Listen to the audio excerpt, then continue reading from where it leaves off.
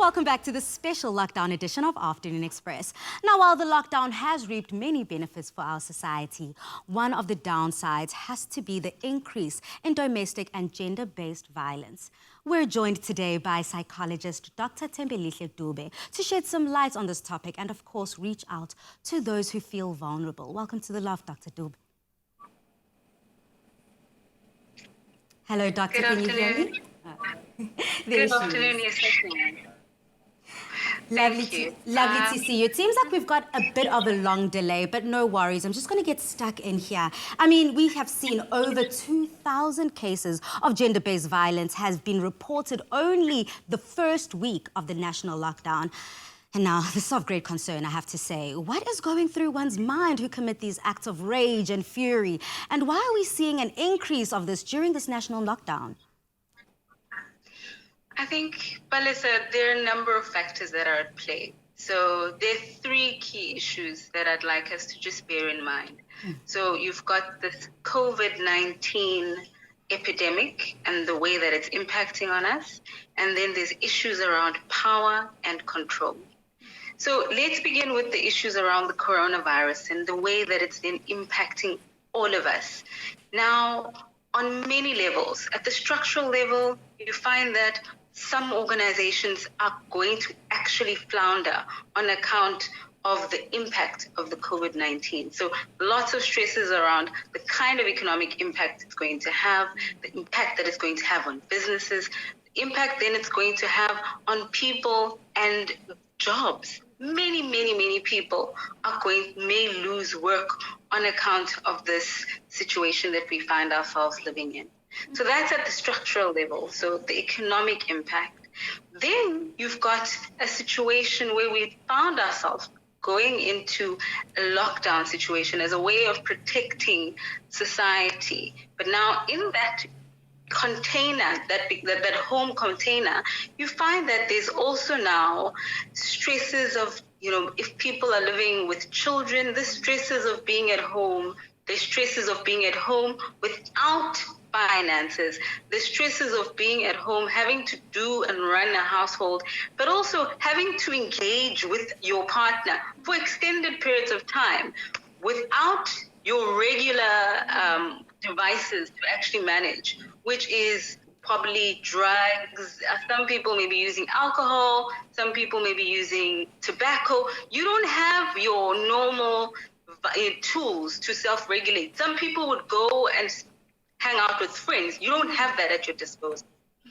Then there's also the layer where all the things that were kind of inside, all the angst that one has been sitting with for extended periods of time or has not wanted to deal with is now coming to the fore.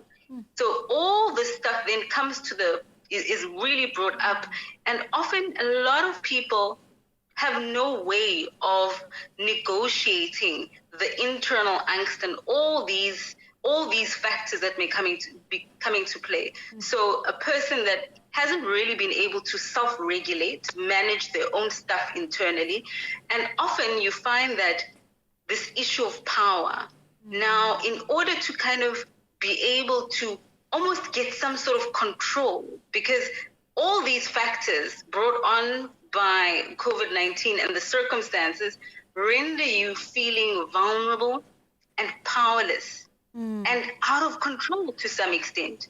So now what then do you do?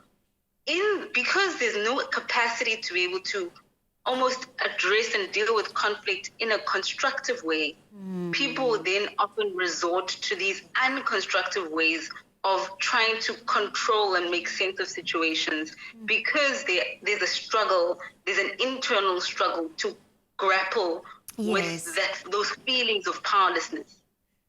So these are some of the things that are coming into play that often explode into violence in the home because of the sense of powerlessness that then leads to violence, because often individuals, when feeling powerless and without constructive ways of kind of dealing with conflict, then would tend to violence to be able to then resolve that particular conflict. Dr. Dube, we're seeing a lot of variables at play here. We're seeing power struggles. We're seeing people battling, not knowing how to resurface after a depression, after feeling angst and needing a release. And thank you so much for breaking down those different ideas, because I'm sure it's clicking in so many of our viewers' heads right now that, hey, this might be what I'm going through. And knowing the problem, you can then turn it into a solution and something valuable. I mean, do you have any words for people right now who are struggling with these variables and struggling with these ups and downs and not knowing how to maneuver?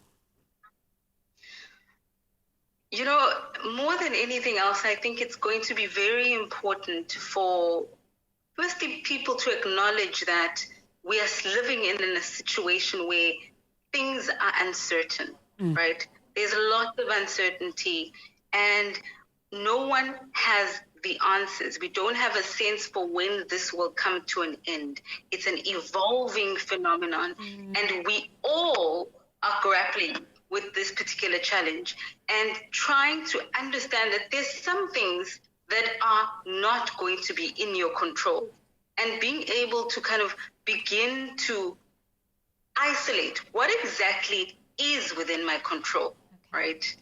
What is within my control is I may not be able to determine as to when this COVID situation will come to an end. I may not be in a position to determine whether or not I have my job or not, or when I get a job in the event that I've lost my job. But what I can do is I'm able to put a structure together around how I actually make sense of each day.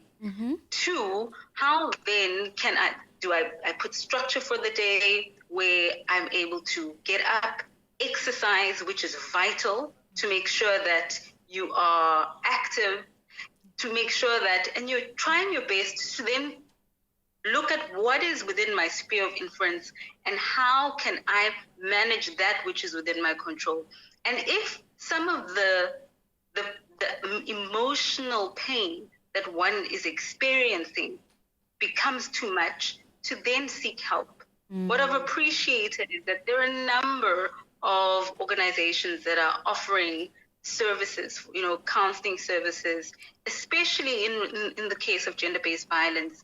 You have the Department of Social Development has this gender-based violence line. It's a powerful space where the Department of Social Development has social workers who are there 24 hours to take calls from any women that may actually, from any individual that may be, dealing with gender-based violence, and they're able to give them guidance and support them.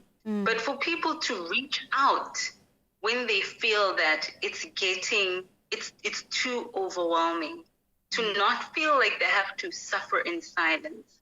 But also, I think what's crucial as well, Balesa, in the particular homestead, is to be able to communicate. I think partners or families need to be able to sit down and actually converse around how do we negotiate this situation? How can we work together as a unit? And often this is not something that happens. There's an expectation that things will just somehow unfold and come together. But that's not necessarily going to be the case. You're going to need to sit down and say, who does what, when, and how.